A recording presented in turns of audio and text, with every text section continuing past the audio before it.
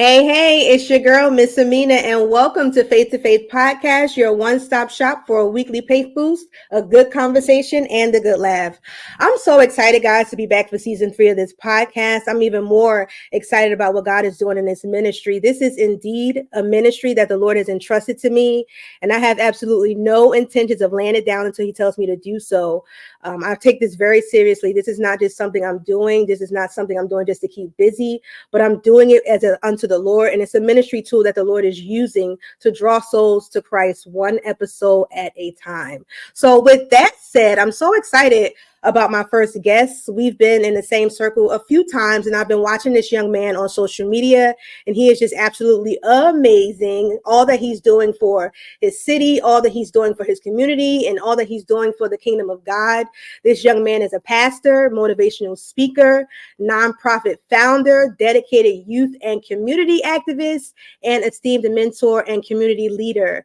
Ladies and gentlemen, help me welcome Mr. Duane Williams Jr. Oh, I was wondering who y'all was talking about. No, We thank talk you about so the much. man right here. No, thank you so much. I really appreciate that. Thank you so much. Thank you so much for having me. Cannot wait to talk about this topic today. So thank you so much. Really appreciate you. Yes. Thank you so much. I'm excited to hear what the Lord is going to say to us today about this topic. And like I said to you earlier, this topic, you inspired it because every time I see you on social media, you're serving in some capacity, and Mm. you are the way you speak about serving is different. You don't hear a lot of people, young people, speaking about servanthood. You know what I mean? And I feel like Mhm. that's something that we as young people lack the understanding of. And so I'm excited to hear, and I'm excited to hear more about you and for people to get to know who you are. So with that said, who is Duane Williams Jr. and tell us about you and what makes you a servant. Yeah, that's a complex answer.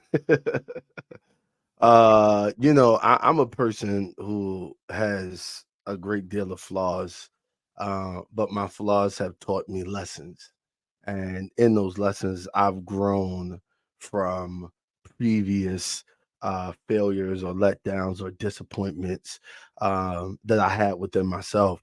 I am a young man who was raised and reared right, but made some decisions on his own accord that probably wasn't a part of my raised and reared, but Mm-hmm. a part of my quest to finding out who I really was Mm-hmm. and what I really stand for and what all God really wanted out of me. And Mm-hmm. so with that is kind of like what you see today. I know Mm-hmm. most people have this thing where they're like social media isn't real, and I have to tell them, no, social media is real. You're just seeing one part of a person. Yeah. Right now there are some people who may show you multiple sides of who they are, but you're just seeing one part of a person. It doesn't mean that they aren't real. It just means that you're only seeing a side or one side or a couple of sides. And Mm-hmm. so I'm just a man who's trying to do the best I can to live out the life that God has really called for me to do. And Mm-hmm. sometimes that's brutal. Sometimes I got to be honest. Sometimes it's brutal. Mm-hmm. Sometimes it's nice. Sometimes it's quiet. Sometimes it's rough. It's like a Tina Turner song. It just it could roll any way at any given time. But Listen. yeah, that's who I am. Yeah. Okay. No, I like the humility. I appreciate the humility. So what makes you a servant? Come on Woo! with the truth. Come on with the truth. Because everybody's not a servant. Everybody doesn't have a heart of a servant. You understand? Woo! That's a good question. Can I start here by saying this? I am grateful for where I was raised. Believe it or not, I know some people may believe that I'm not a church kid. I am. I just choose to explore and view the Bible from all aspects, not just from my soul experience that I was raised and born in. right? Mhm. Mhm. Because even with that had some challenges. Because remember, they was like, y'all don't wear pants, and then we came to find out that pants weren't really a sin; it was a preference, right? Mhm. And so, Mhm. I choose to explore the Bible from all aspects. Why? Because I want to be the best version of a Christian that I can be. Watch Mhm. this. I don't want to be a transitional Christian. I don't want to be a complacent Christian, nor do I want to be a traditional Christian. I don't want to be someone who just takes information, uses it, and then never grow with it or never explore or never even figure it out for myself with the Mhm. level of confidence and conviction. Mhm. And I think so many times people regurgitate what they see, what they hear, and hear me. There is nothing wrong with um being grateful and understanding where you come from. But there is something wrong when you have no sense of identity within where Mm. you come from. And I Mhm. think a lot of people are carbon copies of what they have seen versus understanding who they are within that carbon copy.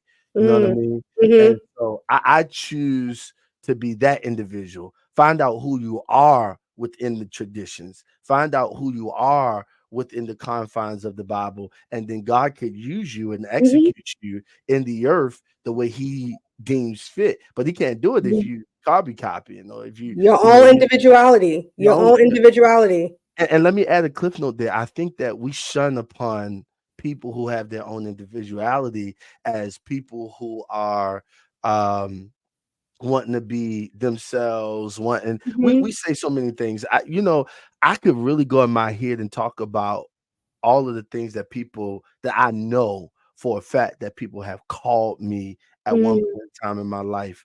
And the truth be told, because I'm a strong person in that moment, it doesn't affect me. But in the long run, it does affect me. It Mhm. affects me because I'm just like, what made you come to that thought process about me? Mhm.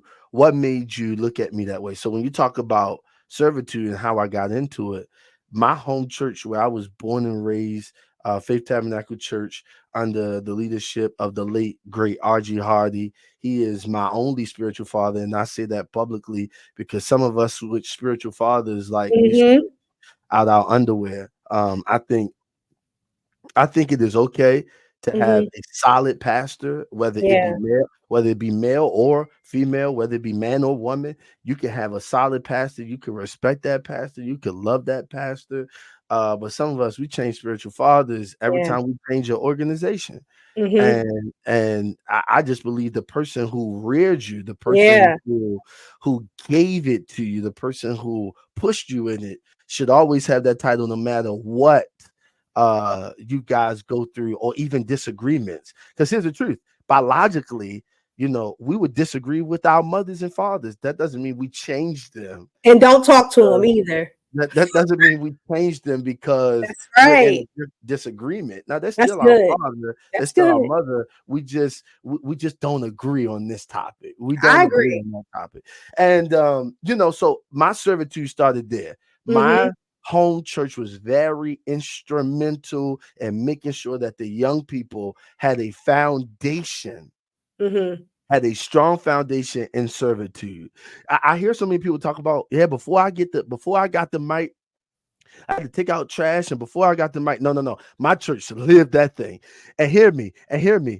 Not just before I got the mic, before I could pray. Mhm. Take this trash out. Yes.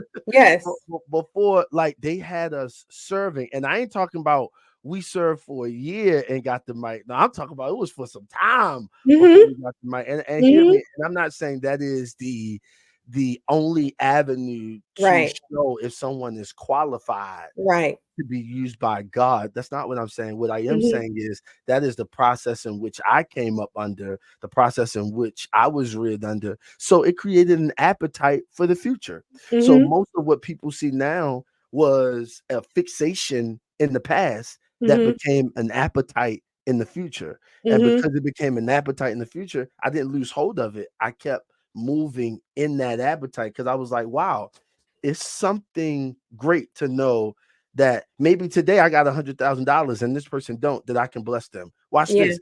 It's something to know maybe today I got $10, but I can bless this person Yeah. with half of it. It fills your heart up in a way. It drives the fuel for you to know that God is God when you can do something for people, whether you have or whether you don't have. Mm. And I think many of us, we've treated God like a prostitute. Mm. We've like, yo, God, take us further in our career, take us further in what we take us, but we don't consider everybody else around us. That's good. You know, you either got to be crazy, right? You either Mm. got to be crazy or you got to be crazy to care about other people who sometimes disrespect you in your face. Mm. That sounds like a pastor. You got to be crazy. You got to be crazy to care about people even when they don't they don't care about you. Mm. Mm. Whoo. I feel like it's gonna go deep. I feel like it's gonna go deep. We just talking about serving. We just talking about Mm-hmm. serving because I think that we seek after everything that makes us relevant versus seeking after everything that could help somebody else come up. Yes, yes, yes, yes, yes. And that's my thing. I feel like my background is similar to yours. My spiritual parents, they had us cleaning bathrooms, they had us doing, and it wasn't like, oh, a taskmaster thing. It wasn't that. It gave you a sense of humility. You understand what I'm saying? It gave you a sense of humility. Like if you can clean your own bathroom, why can't you clean the house of God? Why can't you? Why can't you? And it gave you a sense of service. It gave you a sense of serving. Like you're not just coming in here to grab the mic. You're serving. The word minister Mhm. means servant. That's what that means. We look at titles so much and we don't even take enough time to find out what the title actually means. The word Mm, minister means servant. You're here to mm, serve. You're not here to be seen. You're here to serve and not to be seen. You're supposed to be serving the people of God. You're supposed to be edifying the body. It's not about you. And we forget about that's what it's about. This podcast, it's not about me. As much as I would love for it to be about me, I love to take pretty pictures, all that good stuff. That's cute. That's very cute. That's my lane right there. But I know it's not about me. This podcast is a ministry to draw souls to Christ one episode at a time. And that's what I got to wow. stick to. So that's it. It's Wow. not about me. It's about And those souls. and you gotta here's something that you said that's so powerful. It's not about me. Mm-hmm. One of the things that my foundational church was very instrumental in planting a seed in me is that it's not about you. Mm-hmm. I, maybe planting a seed is too small right now. Like they drilled it in us. Now, hold on. Let me go a step further. They they took the belt out and beat it in us. No, I need for people to understand how serious Mm-hmm. it was. Mm-hmm. They drove. Like I remember one time I'm around my mom and I'm like, Mom, that was what you think about that word? I had preached the word. I said, what you think about that word? She was like, well, give glory and honor to God. That's it. That's And listen, because you wanted her to pat you on the back. That's what you wanted.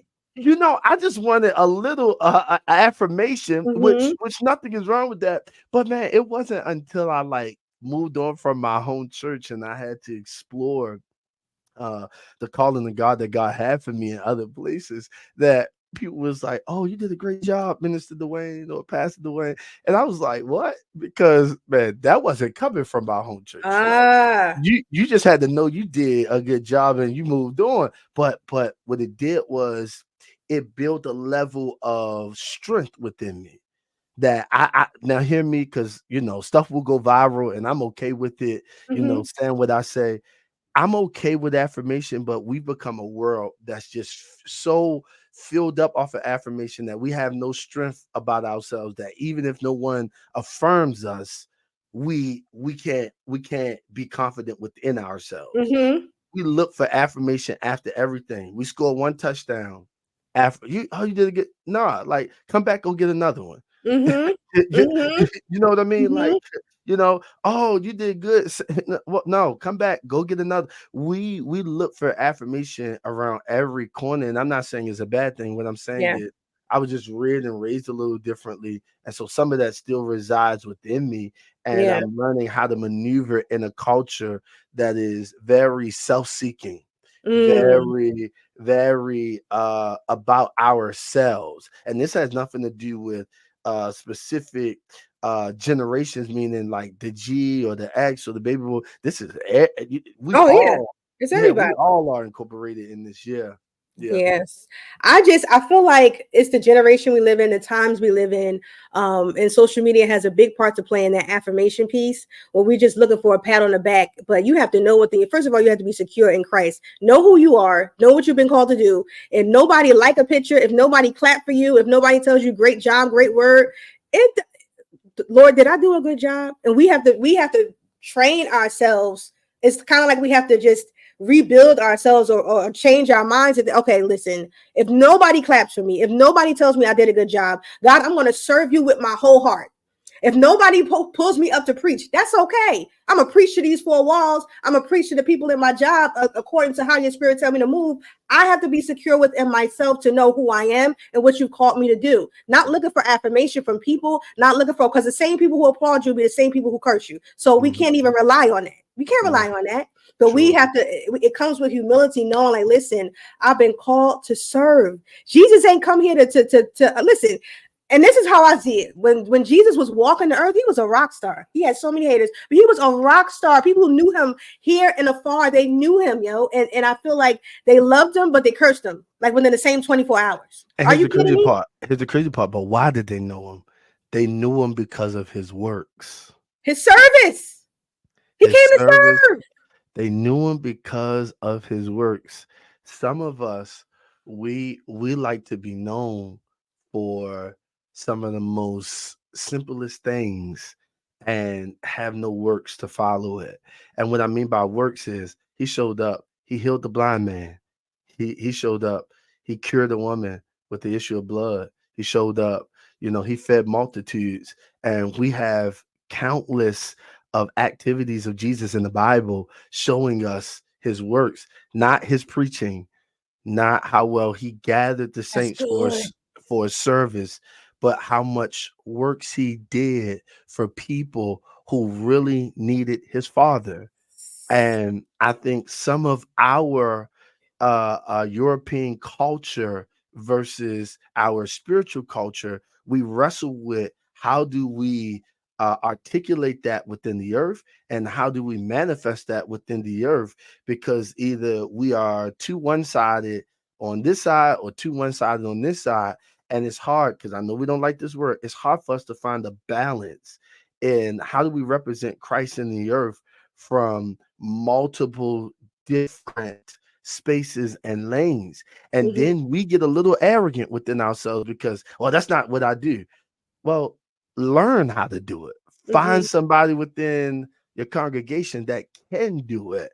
Find people who you can partner with to do it so that it now becomes a replica of your repertoire in mhm. the earth. And I Yeah. think we are just we miss the whole picture. And I don't know everything about heaven. Heaven is still being downloaded here on earth. I don't know everything about God's kingdom. It's still being, but what I do know is that I think that we become more of an inward service than an outward service. Yeah. And when you were talking about Jesus, him doing all these miracles, wonders, signs, he wasn't doing it to be seen. He was doing it because people needed him. People needed their father. People needed their father. People needed healing. It wasn't about, oh, let me just do this. Make sure I get the selfie. Make sure I get it. No, that first of all, it Mhm. wasn't none of that. So you know he was doing it from the heart. He wasn't doing it to be seen. People needed Christ. That's why he Mhm. came. People Yep. needed healing. People need healing today. People need Christ today.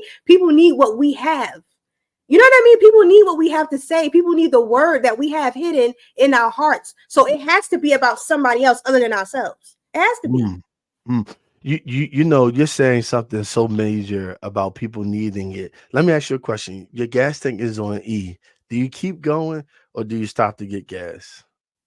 Now you asking the wrong person. Somebody literally just got on me about that the other day. Like, nah, I done But told you about but I just waiting want to to get. know. So honestly, I wait till I just can't go no more. And that's only recently. A lot of times I'll, but no. But nonetheless, even if you wait till you can't go no more, you eventually have to do what? You gotta go get that gas because you need it. You can't go any further. You can't go any. Where you going? You stuck. So Oh my so gosh. And so many people are stuck. so here's my question, or here's my statement rather. Because we know there is a world that needs Jesus, why do we limit ourselves to one aspect of who God is? Why don't we spread out Mm-hmm. and make this wider, make it bigger? Because if I can make it wider, if I can make it bigger, I then let me give you a perfect example. Um I went to what we would call a secular fundraiser. It wasn't a Christian fundraiser, secular fundraiser, and I had the opportunity to have a motivational moment for about 15 minutes. Right now, can I be honest? Everybody in this fundraiser, it was like 2% that looked like me. It be like that. It be It was like that. it was like 2% that looked like me, but everybody Mm-hmm. else was of other ethnicities. When I got done speaking, um, four Caucasian dudes come over to me and they got a beer in their hand, and they said to me, they said, "Hey man, are you some type of preacher or something?" And I said, "What made you ask that?" And they said, "Well, man, because of the way you were talking, it did something to me." Mm. It like it like the way you were speaking, it did something to me. So of course, my little crazy self, I was like, "Is that the beer talking or y'all really talking?" They said, "No, no, no, no, no, man. No, we ain't even drink that much yet. It's and he said it did something to me. The reason why I'm telling that story is not to highlight me. I want to highlight the power of God. Mm. The power of God is not limited to our services. Mm-hmm. Is not limited to how we view God can move. His Mm-hmm. movement is within you. And Mm-hmm. because you are you and he created you to be you, Mm-hmm. wherever you go to speak, even if you don't necessarily say the name Jesus, Mm-hmm. because of the power that you have within you, it Mm-hmm. will spill out of you and it will overtake the room. Come on. Can I pause here? For some people, the reason why they go through so much warfare is not because you actually doing anything as far as like to bring the warfare, because you woke up and you are you and you have the power to transform environments and spaces. Yeah. People, people are going, come on, I want you to hear me, because people are going to be irritated. The Uh, spirits that are operating within that space and room, they're going to be irritated. They're going to be irritated because they know that you have the power to transform something. And what mm, most people don't want something to be transformed. They want the eyes to be covered, even in the church. mm-hmm. You want your eyes to be covered, because if your eyes is covered, you can't really grow. I can keep you under the diaspis of moving like this instead Yeah. of really growing up. And I just think that God really puts inside of people that which He needs for them to do in society. You can't fake it. Yeah. Listen. I've been knocked off the horse, got back up on it. I've been knocked off the horse, got back up on it. Publicly embarrassed, got back up on it. Because when it's in you, no matter what happens around you or to you, you're gonna find a way to come back to it. That's it. Because That's it's it. in you. It's Mm-hmm. in you. You know those who it ain't in, they struggle to do it. They struggle to accomplish it. They Mm, struggle to get it done because mm, it's not in them. It's just something that they're doing because it looks well. mm. Wow. That's, I mean, I feel like I want to switch gears just for a second. Go. Let's be organic today. So, uh, in Matthew 20:26, Jesus said, but whoever desires to become great among you, let him Woo. be your servant. Why do you think he said that? Why was that important to even why was that important to even place in the Bible? Like, why do we need Oh man, that? read it one more time. Sure. I Matthew heard 20 you. twenty six. I just want you to read it one more time for the listeners and the Oh, readers. come on, And so the they can get it. listeners. Yeah. But whoever desires to become great among you, and that's so many of us, we want to be great. We want our name in lights. We want our name on the side of the church thing. We want our name splattered out, right? We want our name splattered across the flyer, don't we? Whoever desires to become great among you, let him be your servant. Mm. It's such a wonderful scripture. You want to be great? It's such a wonderful passage of scripture. Yes. Can I be honest? When I started this servitude uh quest in life that I felt like God called me on, I didn't even Mhm. really know what I didn't know what greatness was. Mm. I didn't know what greatness was. Mm-hmm. I didn't know what greatness looked like. To be honest, I just loved it. Yeah. I give you an example. I remember being in my home church at Faith Tabernacle Church, and the one of the executive past, I mean, one of the associate pastors, brother Andre Samuel. When I got up to preach one time in my lateral years there, I wasn't a teenager, probably in my like young adult years. He got up and he made a statement that I thought was so profound. In other words, he was like solidifying me amongst the people because some people may ask, well, why them? Why Mm-hmm. he? Why Mm-hmm. them? Why that? Yeah. And what people didn't know prior to my young adult years coming to the platform now, I was serving in any capacity that I could. I would go to people houses in the church and I would cut their grass for them. Mm. I would go and help whoever I would. I really took on the definition of being busy as a young man, because once again my father had passed when I was 15. uh, Mm-hmm. my mom being a single mom and trying to hold us down, and so I found refuge in serving in the church and serving God's Wow. people.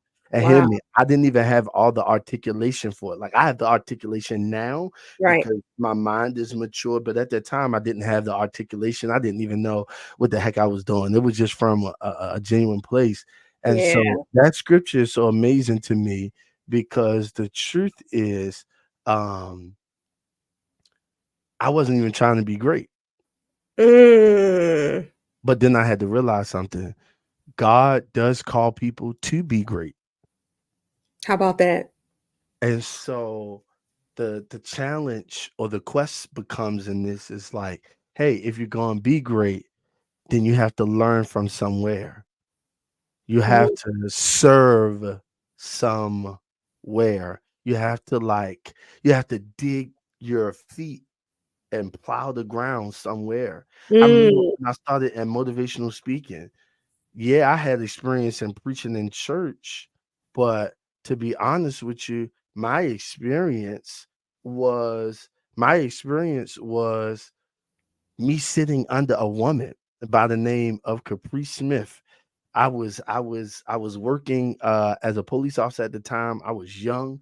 She was like, "Hey, you want to go with me somewhere to speak to some kids?" Once again, here we go, going back to my statement. I just was like, "Yes," because I Mm-hmm. thought it was cool. I didn't know that years later I would have spoken in almost 60 plus schools in Baltimore City Mm. and I got the proof. The proof is, so if anybody want to challenge me, like, no, he didn't. I have. Okay. All right. Even in Baltimore County, right? So I wouldn't know. I just started by saying yes because I Yeah. thought it was cool. I just Mm. thought it would be fun to like get in front of some kids and talk to them and inspire them.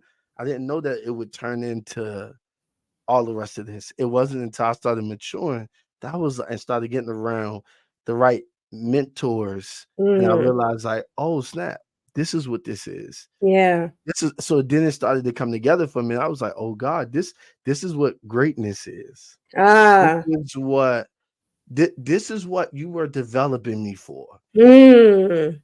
When I didn't know what was going on as a young man and coming up, I now see what you was doing. Mm-hmm. You planted the seed here. You grew the seed here. You matured the seed here. You manifested the seed here. Yeah. Yeah. And I think that because we live in a world that can see so many things at one time, Mm-hmm. we have people who may see a person and, oh, well, Dwayne doing this, Dwayne doing that, Dwayne doing this, Dwayne doing that. I can do that. You can. But the question I have is, have you sat with somebody to learn it? Mm. As a matter of fact, if you're comparing yourself to this person, have you even sat with that person to learn it? No, Yeah. because my ego, my insufficient and my esteem will Mm-hmm. tell me that I can accomplish this without even some level of mentorship. Ah, that's good. That's good. That's For, good. for 5 years, I sat with Capri Smith. We could call her on the phone, and she for 5 years I sat with that lady for free. Mm.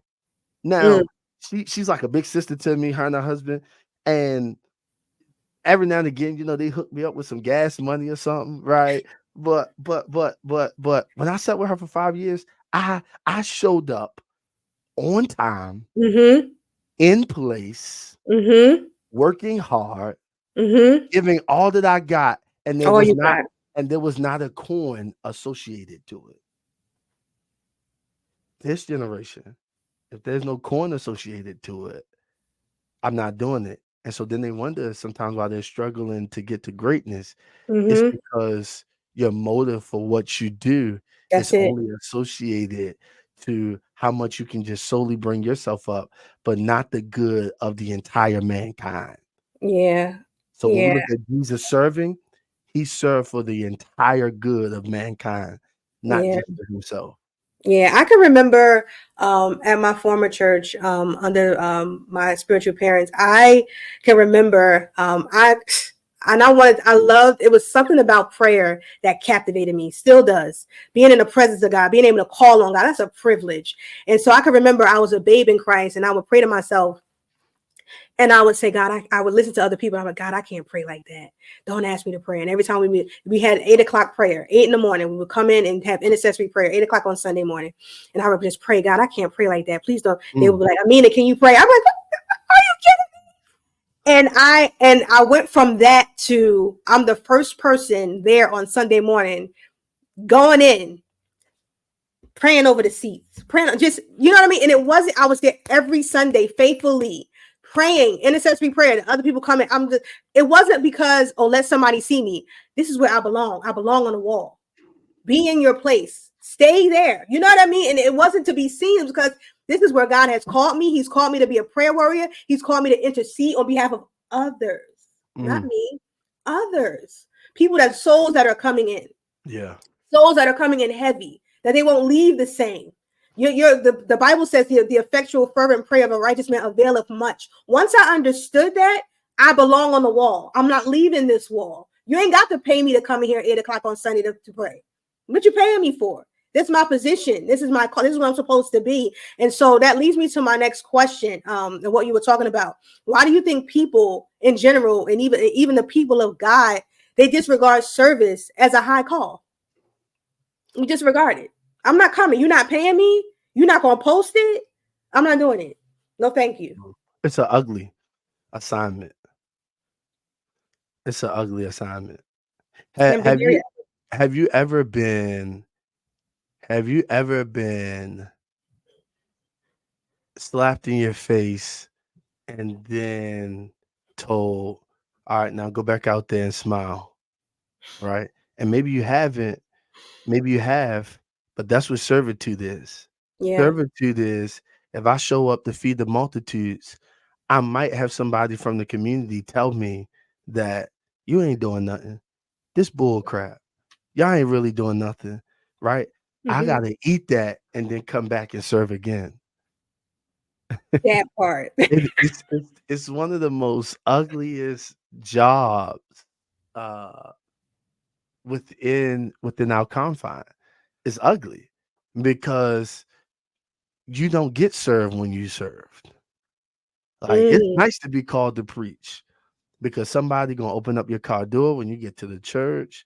Somebody gonna take your jacket for you. Somebody gonna grab your bags for you. They're gonna escort you in. Maybe you got an armor bearer. They're gonna get you something to drink. They're gonna get you a towel. They're gonna come help you on. down off the platform. It's really nice. That's nice to be served. When you are the main attraction, it's nice.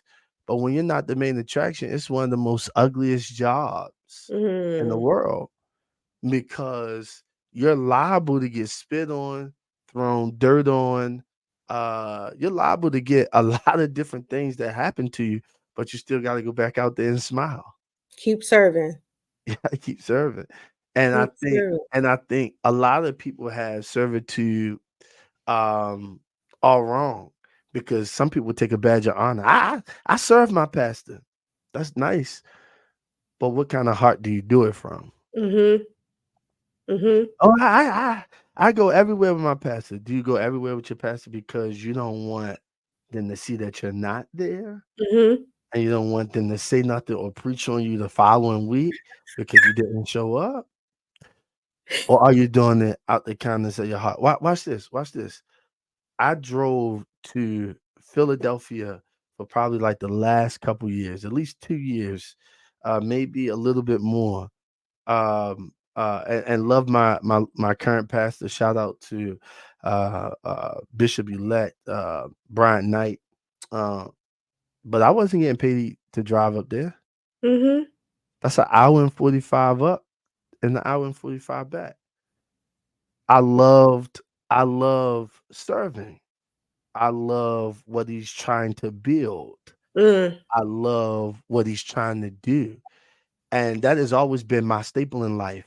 I don't need to run to the major places to help them build. I rather run to the people who aren't quite there and help them build because they can utilize it. The major places already got a bunch of people that they can use. that's right. Ah, that's good. They got a whole lot of people that they can use. But if I can sink my teeth in somewhere else and help them build, why not be a blessing or why not be a help or why not be a servant in this space and help them get to where God is calling them to? You've got to have a different kind of heart. See, I'm going to tell you what people do. Sometimes with people like me who have a loud personality, a bold personality, an individualistic personality, they will deem you as arrogant, prideful. They will deem you as so much because you kind of understand who you are, what you are, and where you're going, right? You Mm-hmm. understand that. So they'll deem you as that. But then what they don't see is the soft you, Mm-hmm. right? They don't see the soft you that yearns for somebody else's dream to come alive. Mm, They don't see the soft you that deep down inside you want this person to become what they need to be. So you push and push and push and push it because you see what they can be even if they can't see it.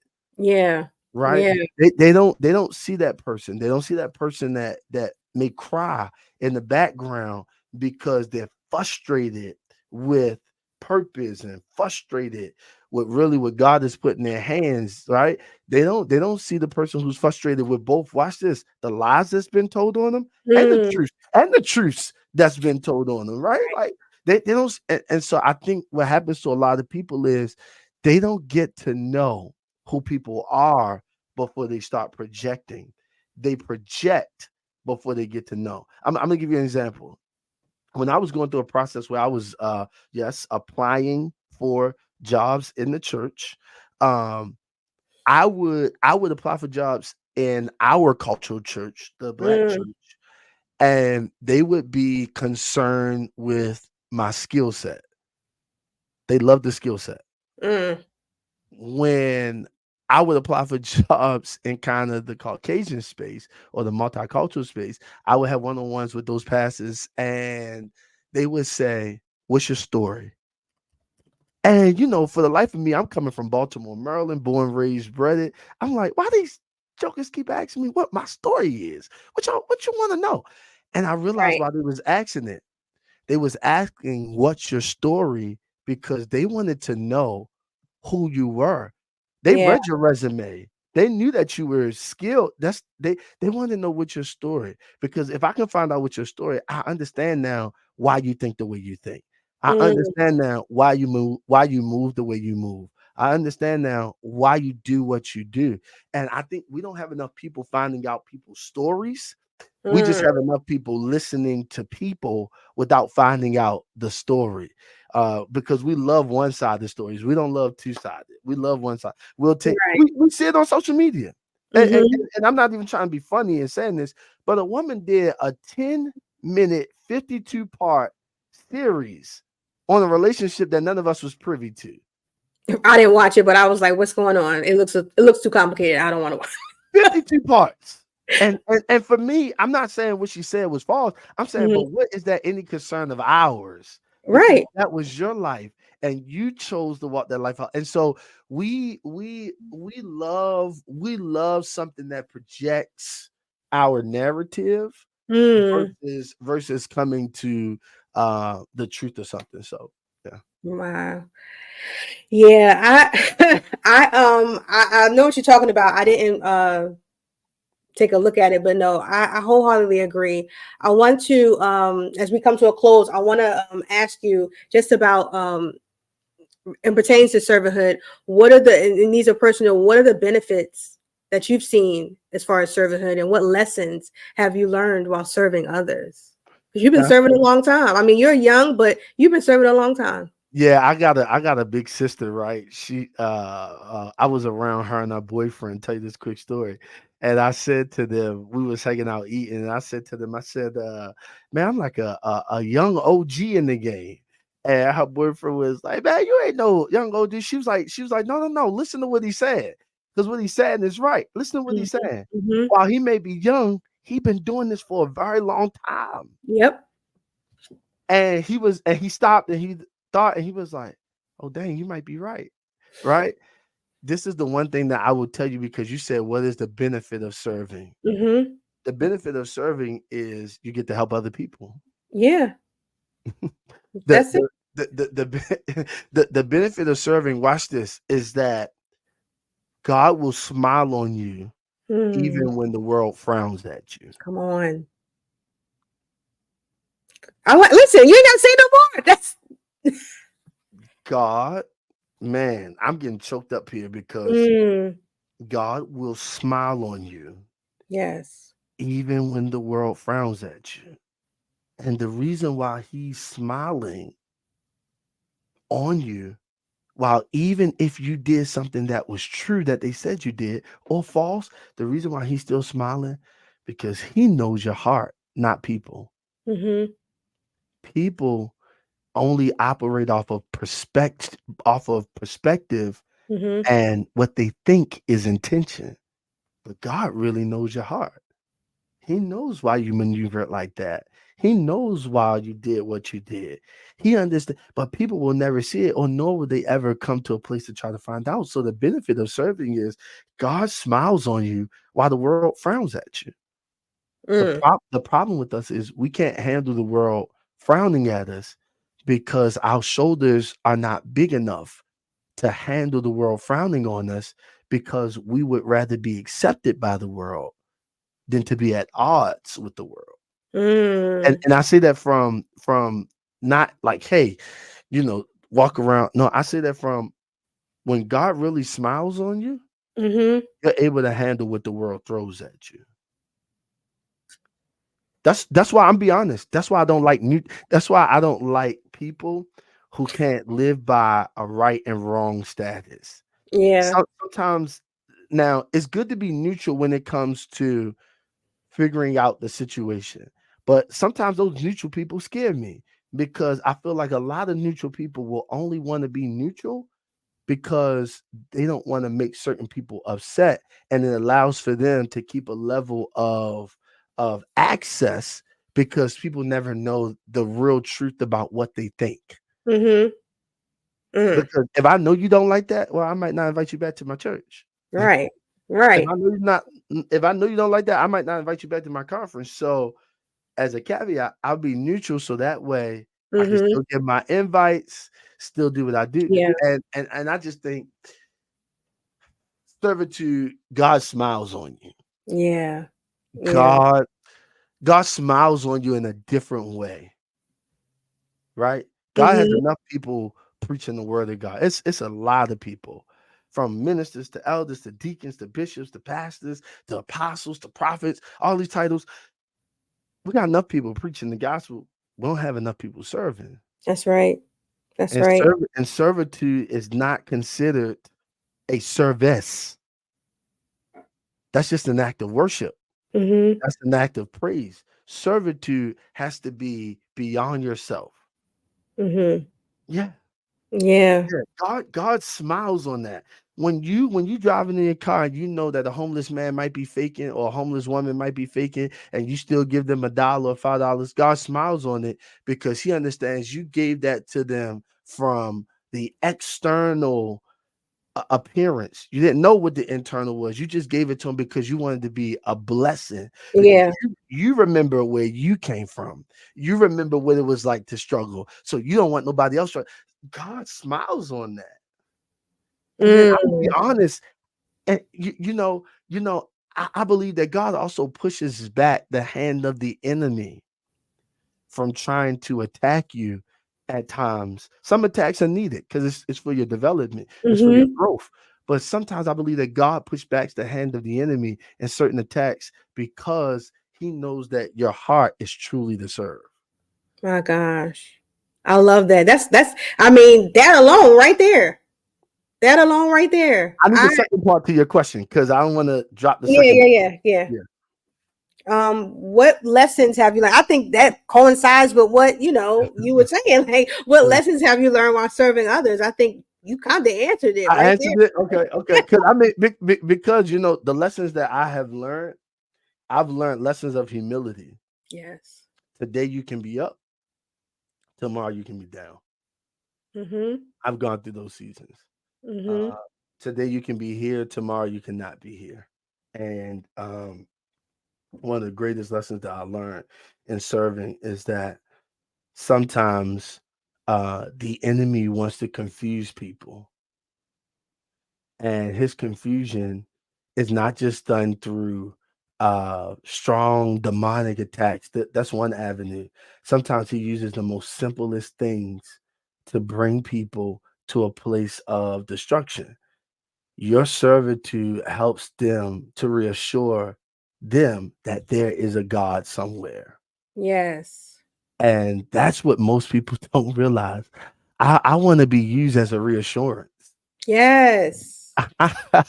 Like it's nice, God, if you want to give me great money for the rest of my life, I will gladly take it. But if you don't, I'm cool with being a reassurance. Like Mm. when I show up in the hood with donuts, giving out donuts and clothes, I'm a reassurance to those people that Yeah. there is a God Yeah. somewhere. When I show up in a space and I'm able to talk to kids who may be struggling emotionally and mentally and academically, may be Mm-hmm. struggling, guess what? I'm a reassurance that there is a God somewhere. And Yes. I think the reassurance cannot just happen with a Right. That part. the reassurance has to show up with some small, medium, and big levels of Yes. tangibility. Mm-hmm. They have Yeah. to. They have to. You know what? This week, church, we just gonna give out hot dogs, sodas, and chips this week. Next week, I'm gonna ask one of the people in my church. I really can't pay you, but I'll buy the stuff. Can you make 15 pans of spaghetti? We just gonna give it out to the community. Why? Because I need them to know that there is a reassurance Come on. that God is listening to their cry.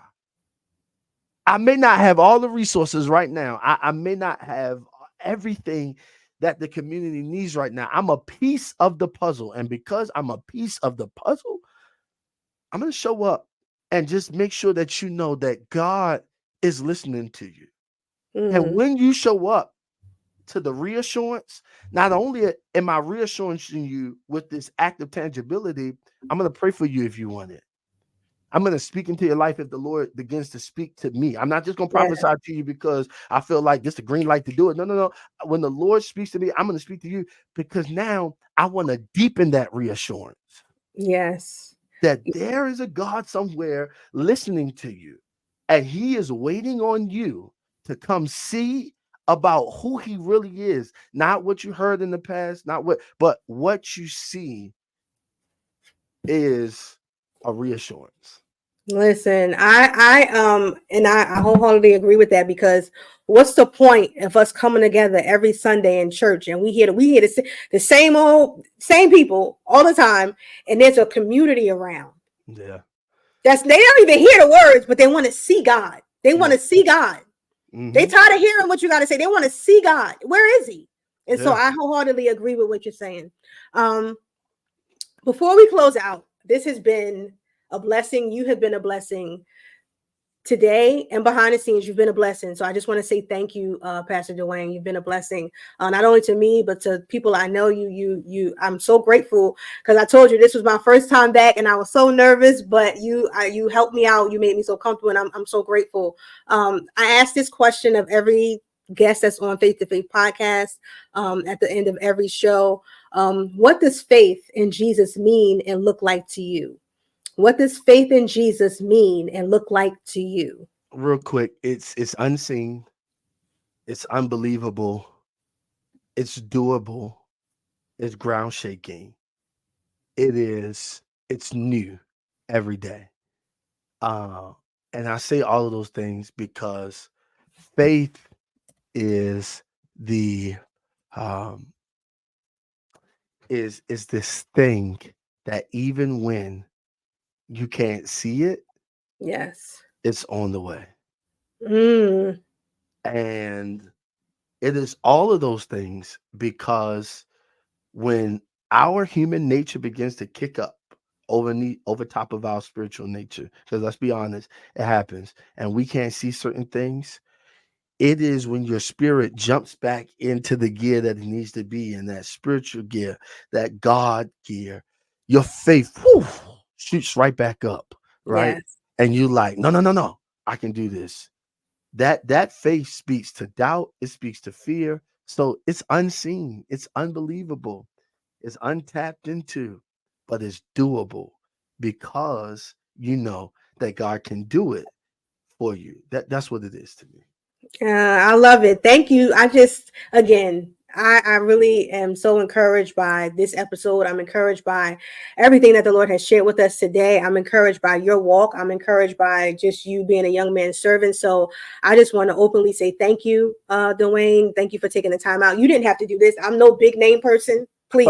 No, it's all right. I love these topics. I love it anytime. Thank you for having me. Really. Thank you for showing up. Thank you so much for showing up. And I just want to say thank you all for watching. I'm so grateful that you all decided to tune into Faith to Faith podcast. I'm so grateful that you decided to just watch. I just want to say thank you for tuning in to the podcast. Grateful for all of you that chose to watch. You didn't have to watch. I appreciate you all so, so very much. I pray that something that you heard inspired you, encouraged you, and uplifted you. And I pray that you even laughed a little bit. I also want to encourage you to connect with me, stay connected with me. Be sure to follow me on social media. I'm on all platforms, so please connect with me. And so I really want to stay connected with my listeners, my followers. So let us stay connected. Again, thank you so much for tuning in to Faith podcast.